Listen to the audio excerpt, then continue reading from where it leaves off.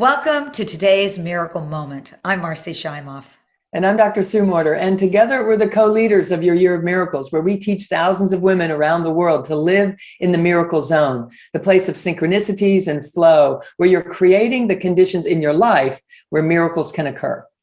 And today's miracle message is about taking responsibility for your life. Now, in your Year of Miracles program, we have 5 foundations for living in what we call the miracle zone. And the miracle zone is just that place where life is in the flow. It just feels like you are just really in the flow. Synchronicities are happening. Life is good.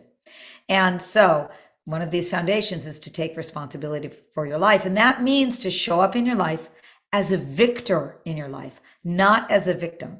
And the way you know that you are a victor is instead of blaming or shaming or complaining, which are the 3 signs of a victim: blaming, shaming, and complaining. Instead, you are taking back your power, and you're really embracing the fact that you have the responsibility for your life.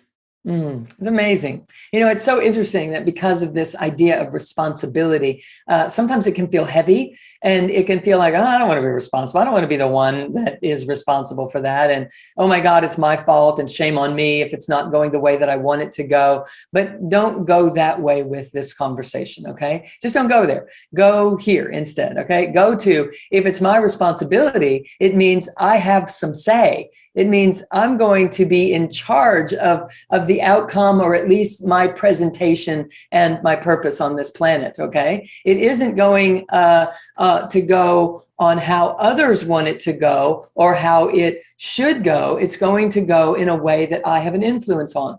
If no one was tending to it with our own best interest in mind, it gets to go the way that I choose for it to go. So we don't want it to go just anyway. We want it to go in a way that we're in favor of, that we would intend for my life to unfold in a glorious way because I say so, because I want to experience the benefit of the possibility. I'm going to allow myself to choose in accordance with that.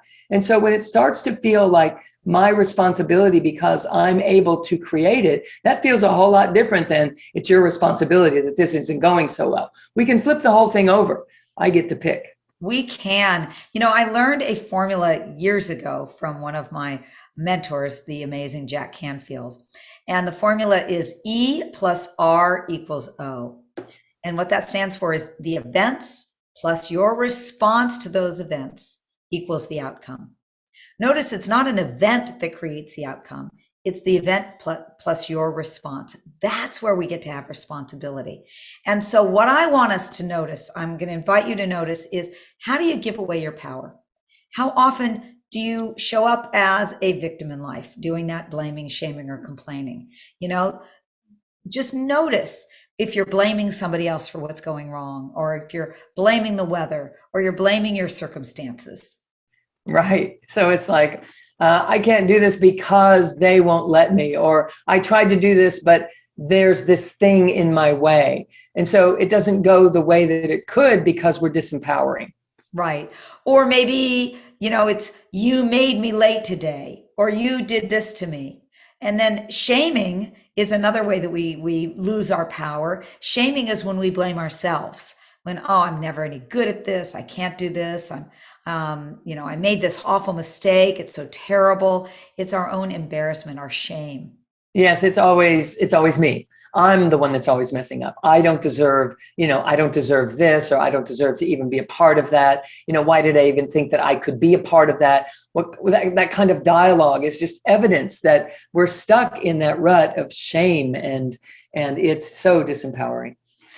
And complaining is just, we all know complaining, I can't believe the weather's this way, or I can't believe he did that. It's complaining, Right. There was always something that needed to be better. It should have been better. If they'd only done this, it was great, but if they'd only done that, if we're always, picking on something, otherwise it would have been perfect. But that little jab in there, it actually sets you back. It was a great day, except for this and this and this and this, and all of this evidence that we're in rejection is just coming right out of our mouths. And when we're in rejection and pushing things away, we are definitely not in the miracle zone. Right. Every time we do that. Yeah, and we've all noticed what a bummer it is to be around people when they're blaming, shaming, or complaining, right? Yes. So here's what we're going to share with you. It's a game. We invite you to play this game this week, and it's called the Blame, Shame, and Complain game. I did this at a workshop many years ago, and I was shocked because I thought, oh, I got this down. I've been teaching this stuff for years, but I wasn't. I didn't have it down. So here's how the game goes. Every time you find yourself blaming, shaming, or complaining, you put a dollar into a bowl. And you can play this game with your family or with your coworkers. And I was taking this 4-day workshop, and we each came in with 20 $1 bills. And that was our assignment. And on the first day, I'm like, I had to put $12 in that bowl. I'm going, oh, this room is so cold. I can't believe it. Well, I've been in training rooms all my life. I know how cold they are. It's up to me to bring a sweater. I know better.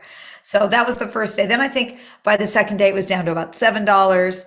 And the next day was down to about $4. And the last day, I didn't complain at all.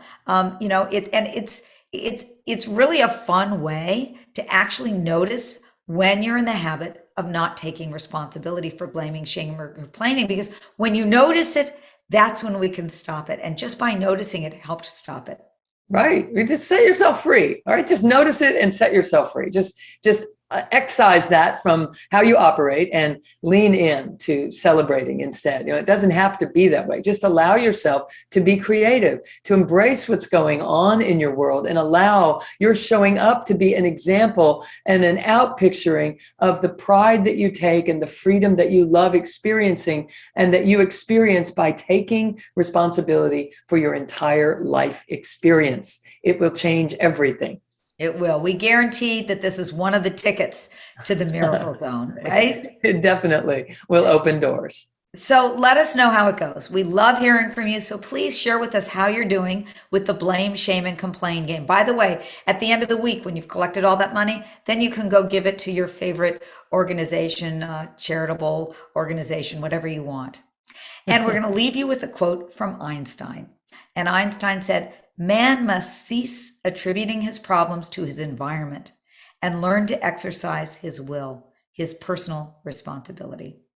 So may you have a magnificent week playing the Blame, Shame, and Complain game and learning to take more and more responsibility for all of your life. Yes, indeed. Yes, indeed. Much, much love, everyone.